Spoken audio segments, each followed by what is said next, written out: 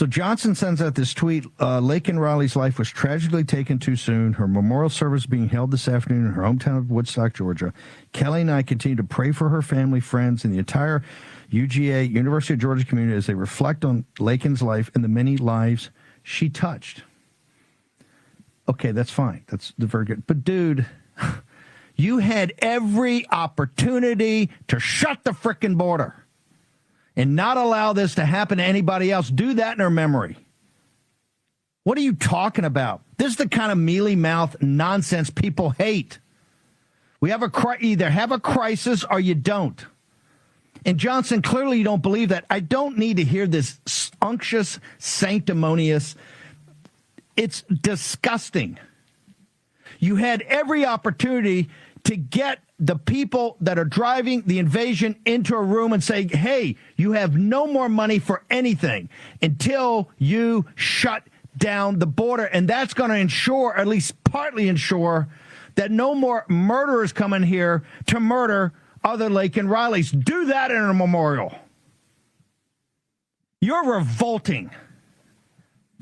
This is the reason people hate this city, and quite frankly, this is the reason people hate wimpy, pencil-neck Republican politicians, and this is why Donald Trump came on, was a breath of fresh air, and beat the 16 people he beat back in 2016 against Murdoch and all of them, and then defeated the Clintons, and then they tried to steal his first term. He fought them through 3 great years of peace and prosperity for a bioweapon. And then when they had the summer of love and everything against him, he still won with 74 million votes, and they had to steal it again. And we've had nothing but a catastrophe in this country since then. Don't send that kind of tweet out. Do something in her honor. Close the frickin' border, and you've got the responsibility to do it. The framers of this country, the founders of this nation, gave you the power. Gave you the power. And you send this unctuous thing out. Tweet. Thoughts and prayers are with you. Her life cut down in the closing moments. What do you think? She wanted that, or was she pleading in her mind, why didn't somebody stop this? How could this guy be murdering me right now? You're revolting. Your cowardice and your wimpiness is revolting. And you wonder why Trump has ascended again after they tried to bury him and make him a non-person? Because the whole nation, even people that don't agree with him politically and people that don't like his style, are sitting there going, we're in a crisis, and at least this guy stands in the breach. Lakin Riley, a turning point for America. The tragic death of Lakin Riley, a 22-year-old student on the University of Georgia campus, has sparked a significant political and public debate, highlighting broader issues relating to immigration policies, public safety, American culture, and reaction. You compare this to other passings. You can always look at George Floyd and compare. And the reaction in the country from the president to everyone, much different. And we're comparing a criminal to an upstanding citizen by all accounts. Lakin Riley's passing was not just a profound loss to her family and friends, but also a catalyst for a heated discussion on federal and local government responsibilities in ensuring the safety of its citizens. Georgia Governor Brian Kemp has spoken out, stating that Riley's death was inexcusable and avoidable, attributing it to what he perceives as the federal government's lax immigration policies. Kemp's comments came amidst a broader discussion on how federal immigration policies affect states, especially those not immediately on the southern border. We're talking about immigration, and we're talking about Georgia. Kemp's frustration is palpable as he believes that every state is a border state under the current federal governance, suggesting that the impact of immigration policy is nationwide. The suspect in Riley's murder, Jose Antonio Ibarra, is a 26-year-old Venezuelan national illegal immigrant who was charged with several counts, including malice and felony murder. This incident has brought to the forefront the discussion around sanctuary cities, with Athens, where the University of Georgia is located, being criticized for its policies that are perceived to protect undocumented immigrants. Critics argue that such policies might contribute to a sense of impunity among those who enter the country illegally. Jose Ibarra is in jail charged with Lakin Riley's murder. He is from Venezuela, and according to ICE, he entered the country illegally in 2022 and was later paroled.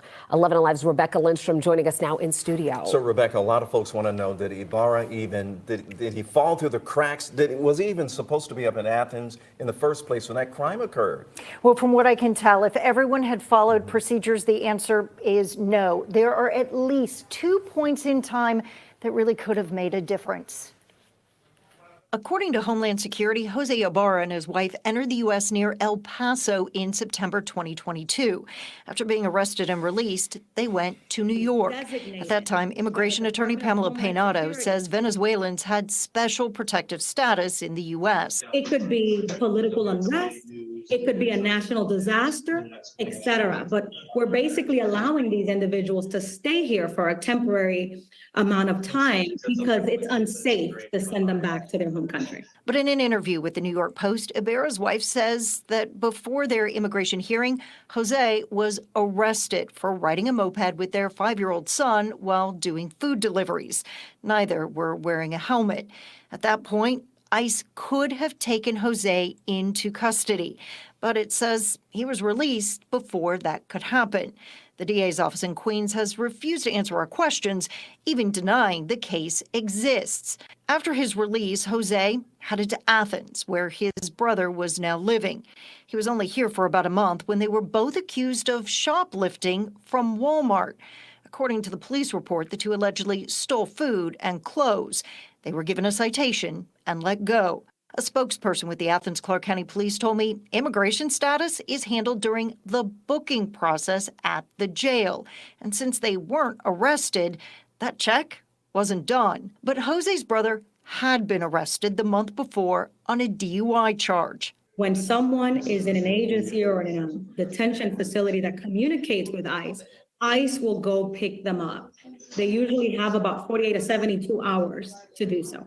The Department of Justice says it didn't know about the DUI arrest until last week, after Lakin Riley was killed.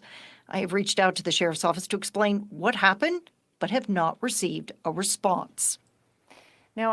And when we look at Venezuela, Venezuela's crime rate has been decreasing since 2017 when it peaked.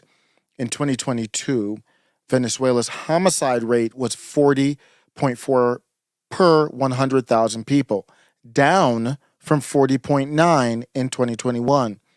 In 2023, the Venezuelan Violence Observatory reported 26.8 violent deaths per 100,000 people, which is a 22-year low.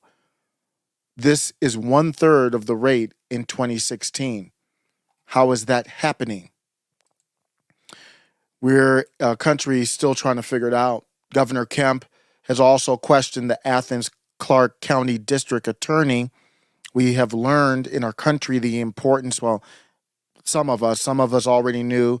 I had no idea the power and importance of selective, different types of prosecution. District attorneys have a ton of power. Deborah Gonzalez is who we're talking about in Athens Clark. Her ability to prosecute the case effectively, reflecting broader concerns about how such cases are handled at the local level. This tragedy has led to calls for stricter federal immigration policies and for local jurisdictions to be more aligned with federal law enforcement efforts to prevent similar incidents in the future.